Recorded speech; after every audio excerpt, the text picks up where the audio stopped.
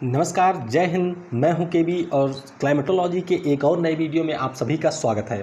आज के इस वीडियो में हम कोरियोलिस बल व फेरेल के नियम के बारे में बात करेंगे। तो हम लोग क्लाइमेटोलॉजी के बारे में डिस्कस कर रहे थे और उसी क्रम में आज इन दोनों के बारे में हम लोग बात करेंगे। तो यह एक छोटा सा वीडियो होगा जिसमें हम लोग इनके बारे में डिटेल में डायग्राम के माध्यम से समझेंगे, जिससे अगर आपसे कोरियोलिस बल या फेरेल के नियम से संबंधित कोई भी प्रश्न पूछा जाता है तो आप आसानी से उसका उत्तर दे सकें।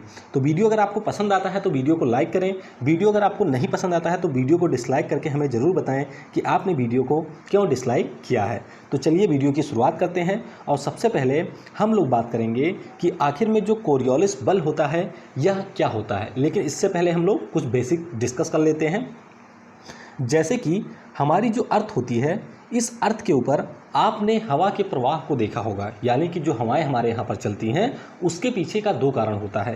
पहला कारण होता है दाब प्रवणता, यानी कि प्रेशर ग्रेडियंट। मैंने आपको पहले भी कई बार यह बता चुका हूँ कि हवा मुख्य रूप से हमारी उच्च दाब वाले स्थान से निम्न वायु दाब वाले स्थान पे चलती है। तो पहला कारण तो ये हो गया दाब प्रवणता, और दूसरा कारण होता है पृथ्वी का घूर्णन, यानी कि जो अपने एक्सिस पर हमारी पृथ्वी घूम रही है, इसके कारण भी हवा का जो प्रवाह होता है वह प्रभावित होता है।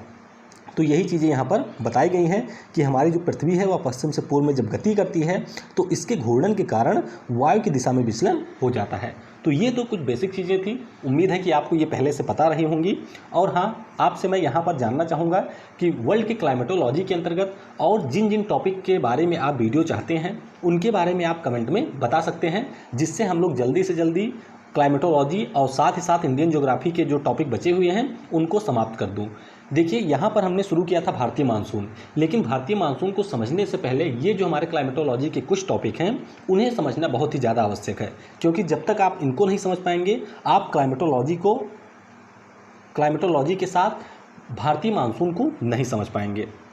तो चलिए अब हम बात करते हैं कोरियोलिस बल के बारे में, यानी कि कोरियोलिस महोदय ने क्या बताया था इस कोरियोलिस बल के बारे में। उन्होंने बताया है कि जितनी भी हमारी हवाएं होती हैं, जब वह हमारी हवाएं इंटर करती हैं उत्तरी गोलार्ध में, यानी कि नॉर्दर्न हेमिस्फीयर में, तो वह अपने दाएं मुड़ जाती हैं। और उसी प्रकार से जब हमारी यही हवाएं दक्षिणी गोलार्ध में प्रवेश करती हैं तो वो मुड़ जाती हैं अपने बाएं।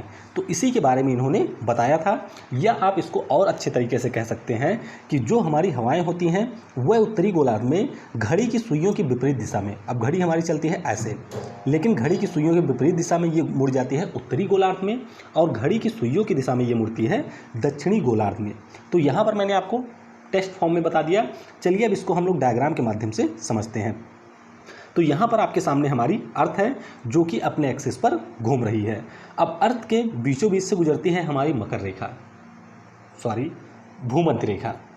भूमध्य रेखा हमारे पृथ्वी के बीचों बीच से होकर के गुजरती है। अब मान लीजिए कोई हमारी हवा है जो दक्षिण से भूमध्य रेखा को पार करके उत्तर दिशा की ओर मुड़ रही है। तो कोरियोलिस महोदय ने यही बताया है कि ये जो हमारी हवा है ये अपने दाहिने मुड़ जाएगी। अब यहाँ पर दाएं और बाएं आप कैसे पहचानेंगे हवा के बारे में? हवा अगर मान लीजिए इस दिशा में जा रही है, जैसे मान लीजिए आप इस दिशा में जा रहे हैं तो आपका दाहिना कौन सा होगा? ये होगा, और आपका दाहिना बायां ये होगा। उसी प्रकार से अगर हवा हमारी ये इधर जा रही है उत्तर में तो इसका दाहिना इधर होगा और इसका बायां इधर होगा। तो इस प्रकार से कोरियोलिस महोदय ने इसी के बारे में बताया कि अगर हमारी हवा उत्तरी गोलार्ध में प्रवेश करती है तो ये हमेशा अपने दाहिने मुड़ेगी, या ये घड़ी की सुइयों की विपरीत दिशा में मुड़ेगी। किसके? घड़ी की सुइयों की विपरीत दिशा में, यानी कि एंटी क्लॉकवाइज डायरेक्शन में ये हवाएं मुड़ जाएंगी। यही इन्होंने अपने बल में बताया है। अब देखिए, ये कोई बल नहीं है, ये मुख्य रूप से इसलिए होता है क्योंकि हमारी पृथ्वी गति कर रही है। मान लीजिए ये हमारी पृथ्वी है, ठीक है, इस स्थान पे हवा को जाना है, यहाँ से हवा चली, लेकिन क्या होगा कि अब ये स्थान जो है ये पहुँच जाएगा यहाँ पर। कहाँ पर? यहाँ पर। तो हवाएं इसीलिए पृथ्वी की गति के कारण ये इधर मुड़ जाती हैं। क्या होता है? पृथ्वी का जो जिस क्षेत्र में ये जा रही थी वो क्षेत्र आगे निकल जाता है, और इसी के कारण इनमें जो हमारा बल लगता है वो भी इन्हें उसी डायरेक्शन में ढकेल देता है। तो यही कारण है कि हवाएं हमारी मुड़ जाती हैं। इसी प्रकार से इन्होंने बताया कि अगर हवाएं हमारी दक्षिणी गोलार्ध में चलती हैं तो यहाँ से ये अपने बाएं मुड़ जाती हैं। अब बाएं कैसे होगा? मान लीजिए आप यहाँ से इधर आ रहे हैं तो आपका बायां ये होगा, आपका दाहिना ये होगा। तो यही चीज़ इन्होंने बताई, और यह भी बताया कि आप चाहे कहें कि वह अपने बाएं मुड़ जाती हैं या आप कह सकते हैं कि वह घड़ी की सुइयों की दिशा में मुड़ जाती हैं। तो यही इन्होंने बताया था कोरियोलिस बल के बारे में, कोरियोलिस महोदय ने। तो मुख्य रूप से ये कोई बल नहीं होता है, ये पृथ्वी के घूर्णन के कारण हवाओं की दिशा में परिवर्तन को ही हम कोरियोलिस बल कहते हैं। अब हम लोग आगे चलते हैं और इस बल के बारे में कुछ और चीज़ें जान लेते हैं जिनसे आपकी परीक्षा में प्रश्न पूछे जाने की संभावनाएं होती हैं। जैसे कि जितनी भी हमारी वस्तुएं गतिशील होती हैं उन सभी पर इस बल का प्रभाव होता है। मान लीजिए आपकी जैसे हवा हो गई, आपके रॉकेट हो गए, आपके जहाज हो गए, जितनी भी चीज़ें हमारी मूव करेंगी उन सारी चीज़ों के ऊपर ये जो कोरियोलिस बल है इसका प्रभाव आपको देखने को मिलेगा। आगे अगर हम लोग बात करते हैं इस बल के बारे में, तो यह जो बल होता है यह वायु की दिशा को प्रभावित करता है, ना कि उसके वेग को। मतलब क्या है?